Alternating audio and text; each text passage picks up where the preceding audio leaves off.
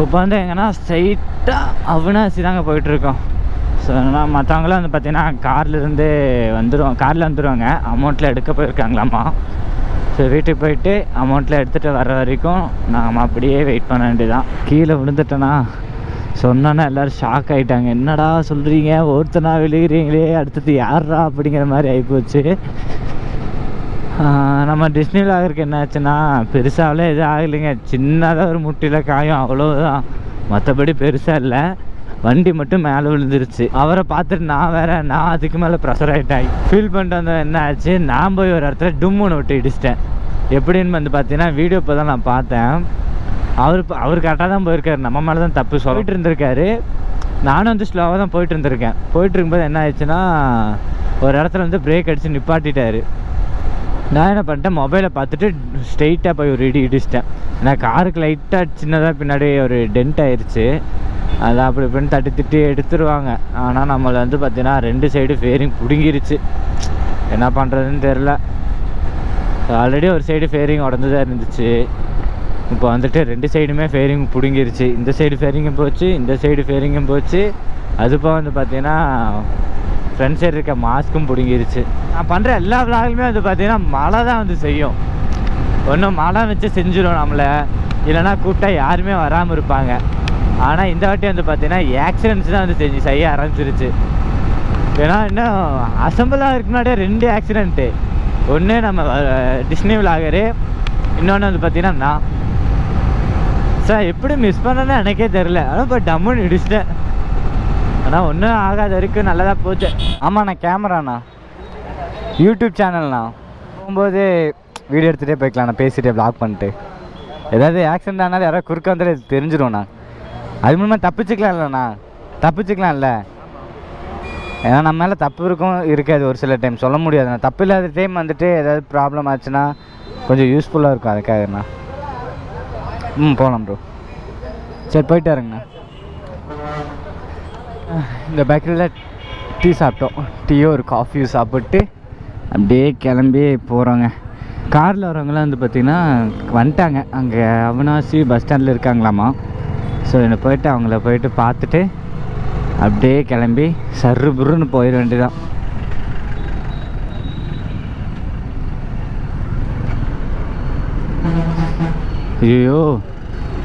ஐயோ ஸ்டார்ட் ஆகி உன்னை என்ன பண்ண போகிறோம் பேரு. நேரம் கேட்ட நேரத்தில் ஆஃப் ஆகிட்டு இருக்க நீ.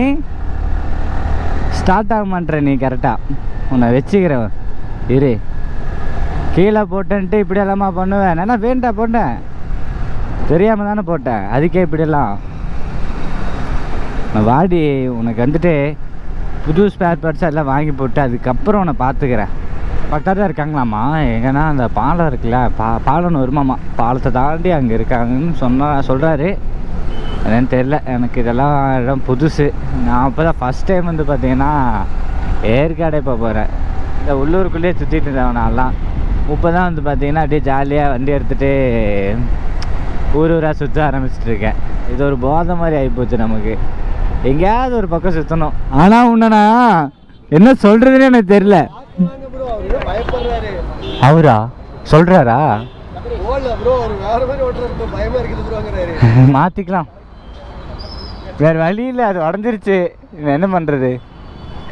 நான் தள்ளி உள்ளே போகலான்னு பார்க்குறேன், முடிமாட்டிது.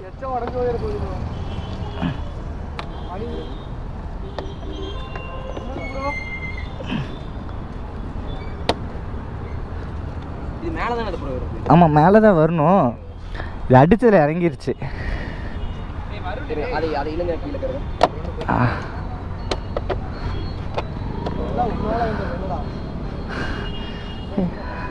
அவ்வளோதான், இதை மாற்ற வேண்டியதில்லை. இன்னும் ஹெட்லைட்டு தான் கொஞ்சம் தொங்கிருச்சு. நீ சேலம் போய் தாங்க, சேலம் இல்லை, அந்த ஏற்காடு ஹில் கீழே தான் வந்துட்டு பார்த்திங்கன்னா ஸ்டாப்பிங்கே. அது வரைக்கும் ஸ்டாப்பிங்கே கிடையாது. அது வரைக்கும் ஃபுல் ஹைவேலேயே ஜாலியாக ரைட் பண்ண வேண்டியதான். பரவாயில்ல, வண்டி எந்த பிரச்சனையும் இல்லை. இப்போது அவங்களாம் வந்து பார்த்திங்கன்னா காரில் போயிட்டாங்க. இங்கே சின்ன ஒரு பிரேக், அவ்வளோதான். பிரேக் எடுத்தாச்சு. இனி அப்படியே ஜாலியாக ரைட் பண்ண ஆரம்பிச்சிட வேண்டியதான். ஸோ இன்னும் இங்கேருந்து எவ்வளோ தூரம் என்னென்னலாம் தெரில. அவங்க வந்து என்ன சொன்னாங்கன்னா எங்கேயோ லெஃப்ட் கட் பண்ணணும் அப்படிங்கிற மாதிரி சொன்னாங்க. என்னன்னு சொல்லி தெரில, அவங்க ஆல்ரெடி போயிருப்பாங்க போல இருக்கு. வாவ், அப்படியே கொஞ்சம் பிரைட்டாக இருங்க, சன்னெல்லாம் வெளியே வருது இப்போ தான். இன்னும் காலையிலேருந்து யாருமே சாப்பிடல. இப்போ தான் வந்து பார்த்தீங்கன்னா ஒருத்தராக கொஞ்சம் கொஞ்சமாக டீ பிரேக் எடுத்து சாப்பிட்ருக்கோம்.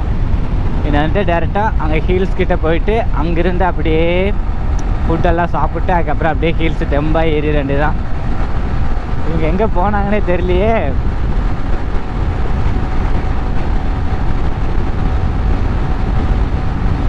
இப்போ பறந்துட்டாங்கப்பா காரில். நம்ம தான் இன்னும் அப்படியே பொறுமையாகவே போயிட்டுருக்கோம்னு நினைக்கிறேன். ஸ்பாட்டடு ஏதோ புது காருன்னு நினைக்கிறேன். புது மாடல் லான்ச் பண்ணுறான்னு நினைக்கிறேங்க. என்ன காருன்னு சொல்லிட்டு சரியா தெரில, உங்களுக்கு தெரிஞ்சால் சொல்லுங்கள். முடிஞ்சாலும் பக்காடி போகிறேன். ஏய், வேறு லெவலில் திருப்புறாருப்பா. கரெக்டாக சேலத்துக்கு 111 கிலோமீட்டர் டேங்க் ஃபில் பண்ணதுலேருந்து இப்போ வந்து பார்த்தீங்கன்னா கரெக்டாக 100 கிலோமீட்டர்ஸ் வந்து கவர் பண்ணிட்டோம். எனக்கு ரொம்ப பிடிச்ச car Volkswagen Polo. Pillion rider வந்து பார்த்தீங்கன்னா கொஞ்சம் பயந்துட்டே தான் உட்காந்துருக்காரு.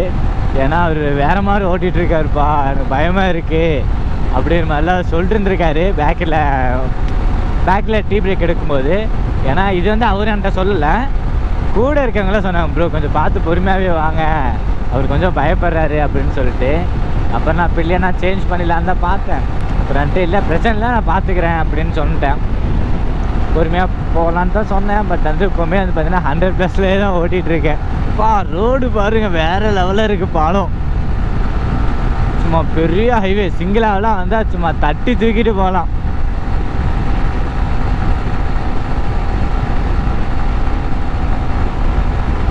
ஆனால் கொஞ்சம் கொஞ்சம் தூக்கி போயிடுது. சேனல் ஃபஸ்ட்டாக பார்க்க வந்தால் மறக்காமல் சப்ஸ்கிரைப் பண்ணிக்கோங்க, பக்கத்தில் பெல் ஐக்கன் கிளிக் பண்ணிக்கோங்க. ஆல்ரெடி சப்ஸ்கிரைப் பண்ணியிருந்தால் நிறைய பேருக்கு ஷேர் பண்ணுங்கள். ஷேர் பண்ணால் மட்டும்தான் நம்ம சேனல் மேலும் மேலும் வளர்ந்து போய்கிட்டே இருக்கும்.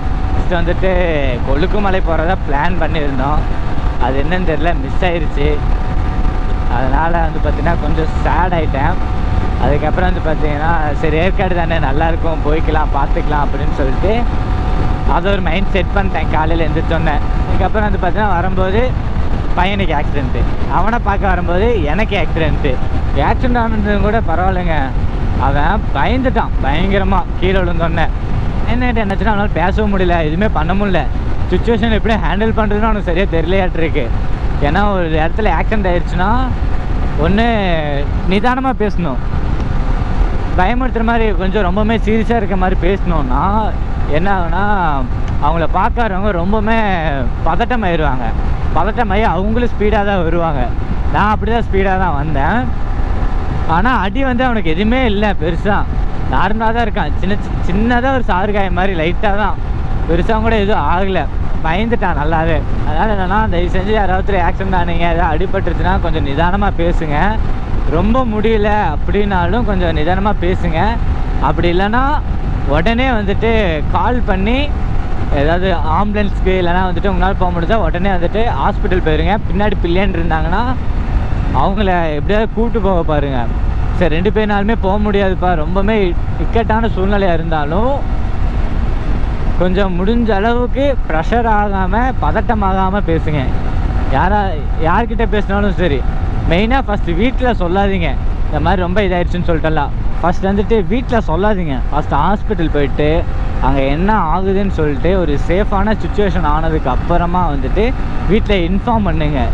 ரொம்ப கிரிட்டிக்கலான டைமில் மட்டும் ஹாஸ்பிட்டலில் அட்மிட் ஆன உடனே இன்ஃபார்ம் பண்ணுங்கள். அட்மிட் ஆகிறதுக்கு முன்னாடியே வந்துட்டு தயவு செஞ்சு இன்ஃபார்ம் பண்ணாதீங்க. ஏன்னா வீட்டில் இருக்கிறவங்க வந்துட்டு ரொம்பவுமே பதட்டப்படுவாங்க, ரொம்பவுமே பயப்பட ஆரம்பிச்சிடுவாங்க. அந்த ஒரு ரீசன் தான். ஏன்னா கூட யார் இருக்கா என்ன ஏதுன்ட்டு அவங்களுக்கு எதுவுமே தெரியாது. அதனால தான். ஏன்னா நீங்கள் ஹாஸ்பிட்டலில் அட்மிட் ஆகிட்டாலும் கூட யாராவது இருக்காங்கன்னா அவங்க மூலிமா பேசி நம்ம இது பண்ணிக்கலாம். ஸோ அவங்களுக்கு ஒரு சின்ன ஒரு நம்பிக்கை இருக்கும், கூட ஆள் இருக்குப்பா, ஒன்றும் பிரச்சனை இல்லை, பார்த்துக்கலாம் அப்படின்னு சொல்லிட்டு. அதனால் தயவு செஞ்சு ஆக்சிடென்ட் ஆச்சுன்னா முடிஞ்ச அளவுக்கு ப்ரெஷர் ஆகாமல் பதட்டப்படாமல் பேசுங்க.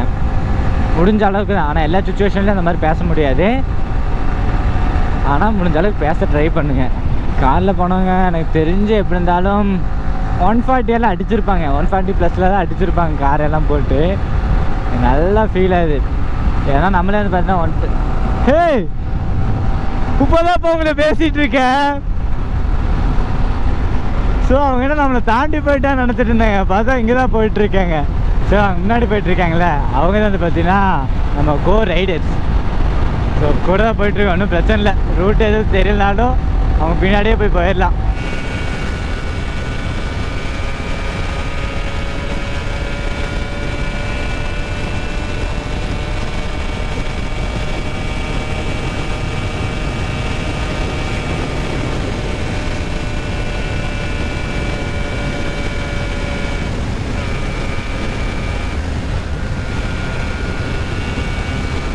பில்லியன் ஹெச் 136 வரைக்கும் போகுது. 145 வரைக்கும் போயிருக்கேன் பில்லியன் ஹெச்சுட்டு. பட் வந்து பில்லியன் ஸ்ட்ரெயிட்டாக தான் உட்காந்துருக்காரா. அதனால் வந்து பார்த்தீங்கன்னா ஏர் ஃப்ளோவில் வந்து பார்த்தீங்கன்னா அவனால் போக மாட்டேது வண்டி. யாருக்காரங்க பறந்துட்டாங்கப்பா. எங்கே அங்கே போயிட்டுருக்காங்க. அந்த கார்னரிங்கில் போயிட்டுருக்காங்க. பிடிக்கோன்னா பிடிச்சிடலாம். பட் வந்து வேண்டாம், நம்ம பொறுமையாகவே போகலாமே. அதுதான் இப்போ வந்து பார்த்தீங்கன்னா கரெக்டாக 143லேயே வந்து பார்த்தீங்கன்னா ஒரு பாயிண்ட் இறங்கிருச்சு. ஆக்சுவலாக இது வந்து பார்த்தீங்கன்னா ஒரு 170 வரைக்குமே போகும். ஏன் இவ்வளோக்கு சீக்கிரமாகவே இறங்கிடுச்சுன்னா ஒரு 30 கிலோமீட்டர் பக்கம் ஏன் ட்ராப்னா ரைஸ் பண்ணது அந்த அளவுக்கு. ஏன்னா எங்கேயுமே வந்து பார்த்தீங்கன்னா ஸ்லோவே பண்ணல. எல்லாமே வந்து பார்த்தீங்கன்னா அதாவது ஒரு சில இடத்துல ரஷ்ஷாக்கு அடுத்த மட்டும் தான் ஸ்லோ பண்ணேன். அங்கேயே வந்து பார்த்தீங்கன்னா 90ல் தான் இது பண்ணிட்டேன். அப்படி அதிகபட்சம் பண்ணால் 137. ஆவரேஜாக பார்த்தீங்கன்னா 120 ஸ்பீட்லேயே வந்துட்டு ஆவரேஜாக வந்துருந்தேன். அதனால தான் வந்து பார்த்தீங்கன்னா ஒரு 30 கிலோமீட்டர் பக்கம் வந்துட்டேன். இது இப்போ நான் போயிட்டுருக்கேன் பார்த்தீங்களா, இந்த ஸ்பீடில் போயிருந்தேன்னா வந்து பார்த்தீங்கன்னா கரெக்டாக இருந்திருக்கும். கரெக்டானா ஒரு 170, 165, 170 அந்த அளவுக்குலாம் கிலோமீட்டர்ஸ் ஓடிடும். இது அடுத்த நாளால் தான் வந்து பார்த்தீங்கன்னா கொஞ்சம் கம்மியாக இதாகிடுச்சு. ஒரு 30 கிலோமீட்டர் பக்கம் வந்து பார்த்தீங்கன்னா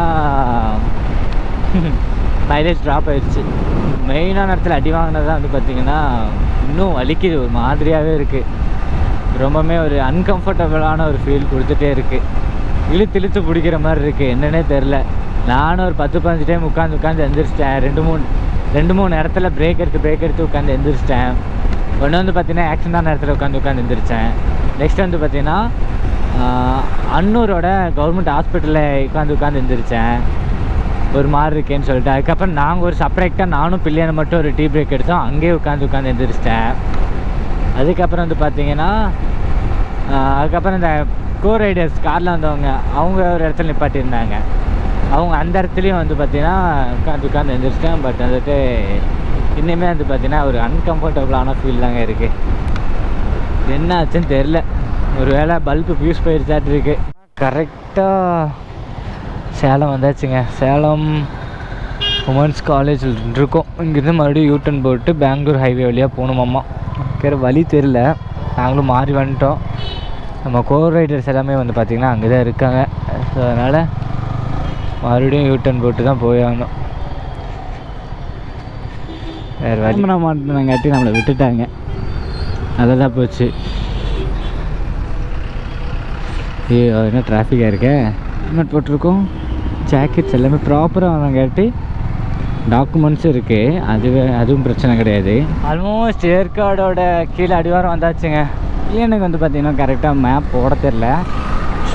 கெட் டைரக்ஷன் கொடுக்காம சும்மாவே மேலே வச்சு பார்த்துக்கிட்டே இருக்கார். எங்கே எப்படி போகும்னு சொல்லிட்டு. இப்போ தான் அவருக்கு போட்டு கொடுத்துருக்கேன். இங்கேருந்து நம்ம கோ ரைடர்ஸை போய் மீட் பண்ணிட்டு அவங்க ஒரு பிரேக் எடுத்துகிட்டு அதுக்கப்புறம் அப்படியே மேலே ஏறிட வேண்டியது தான். அங்கே பாரு 3 பேர் ட்ரிபிள்ஸு சேட்டை.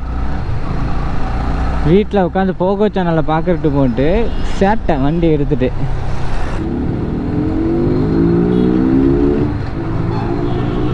பையன் வந்துட்டு கேஎன் ஃபில்ட்ரு போட்டிருக்கான்னு நினைக்கிறேன். அப்போ சவுண்டு பயங்கரமாக திறக்குது உருன்ட்டு. ஏன்னா சைலன்சர் மாற்றலை. கேஎன் ஃபில்டரில் தான் இவ்வளோ சவுண்டு வரும். அந்த சவுண்டு வித்தியாசமாக இருக்கும் கேஎன் ஃபில்டரில். அதை யூஸ் பண்ணவங்களுக்கு நிறைய பேருக்கு தெரியும். ஃபைனலாக அதை பார்த்தீங்கன்னா நம்ம கோ ரைடர்ஸ் எல்லாத்தையும் கண்டுபிடிச்சிட்டோம்.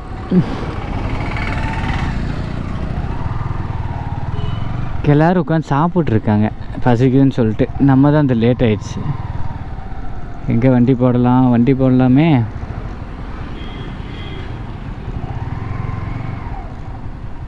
அப்படியே வண்டி போடலாம். எல்லாருமே சாப்பிட்டே முடிச்சிருப்பாங்கன்னு நினைக்கிறேன். ஒருத்தர் சாப்பிட்ருக்கான் பாருங்க. இடம் எங்கேயும் போகாது. இன்னுமா சாப்பிட்ற? இதெல்லாம் நான்வெஜ் வராதா?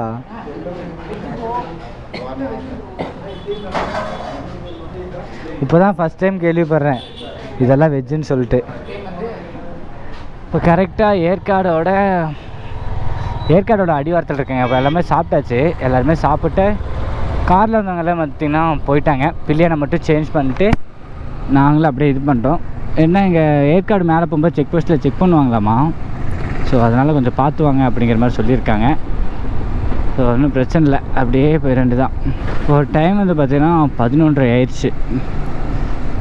நாங்கள் லேட் ஆகிரும்னு தான் நினச்சேன். இங்கேயே வந்துட்டு ஒரு 12:30 ஒன்று இருக்கும் அப்படின்னு சொல்லி நினச்சேன். பட் ஆனால் கதையே வேறு. டைம் 11:30 ஆகிருக்கு. அதனால் வந்துட்டு இன்னும் டைம் இருக்குது, கொஞ்சம் பொறுமையாகவே போய்க்கலாம் அப்படின்னு சொல்லிட்டு அப்படியே போயிட்டுருக்கோம். ஆனால் கீழே செம வெயில். மேலே வேணால் ஜில்லுன்னு இருக்கலாம், ஆனால் கீழே செம வெயிலாக இருக்குது. இதுவே கோயம்புத்தூரில் எடுத்துட்டிங்கன்னா செம ஜில்லுன்னு இருக்குது. இப்போலாம் இது ஜாக்கெட் வேறு போட்டுக்கிறதுக்கு அப்படியே எரியுது. தகன்னு இருந்த ஒரு 25 கிலோமீட்டர்ஸ் தான் வருமாம்மா. ஒரு 25 கிலோமீட்டர்ஸ் ஹில்ஸில் ஜாலியாக ஓட்டிகிட்டு அதுக்கப்புறம் அங்கே போயிட்டு ரூமெல்லாம் போடணும். பெட்ரோல் வந்து பார்த்திங்கன்னா இன்னொரு 4 பாயிண்ட் இருக்குது. பத்துமான்னு கேட்டிங்கன்னா கண்டிப்பாக பத்தாது. எப்படியும் மறுபடியும் ரீஃபில் தான் பண்ணி ஆகணும்னு நினைக்கிறேன். இந்த விளாக் வந்து நான் இதோட ஸ்டாப் பண்ணிக்கிறேன். இதுக்கப்புறம் மேலே வர்றதெல்லாம் வந்து பார்த்திங்கன்னா அடுத்த ஒரு விளாகில் வரும்.